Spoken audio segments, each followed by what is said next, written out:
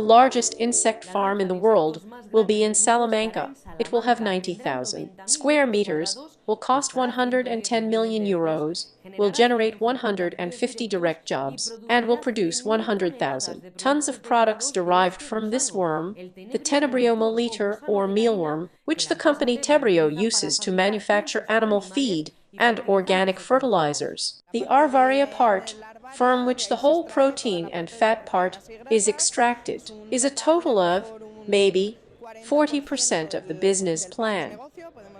Then we have the fertilizers, which are about another 40–50, and then we have a very small part that is related to a polymer with chitosan.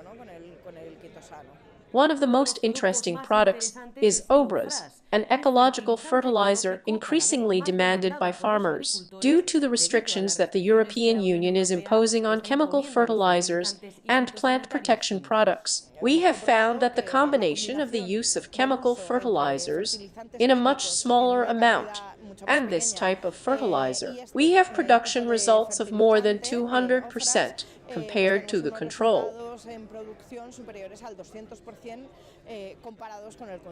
So, the combination is very interesting too. Feed for domestic animals and livestock is another product that is made with the proteins of the larvae of this worm that when it grows, turns into a beetle from which chitosan is extracted. Well, there we are also developing products related to chitin and chitosan, which is a polymer that we extract from the shell of adult insects, and, well, it has enormous potentials related to cosmetics, with pharma, with wastewater treatment. In other words, we are talking about it being the second most abundant polymer in nature. Right now, all Spanish farms are obliged to comply with animal welfare regulations, promoted in many cases by the animal lobby. We wonder if it is possible that in the future it will also affect insect farms. There I don't understand why we should be worried.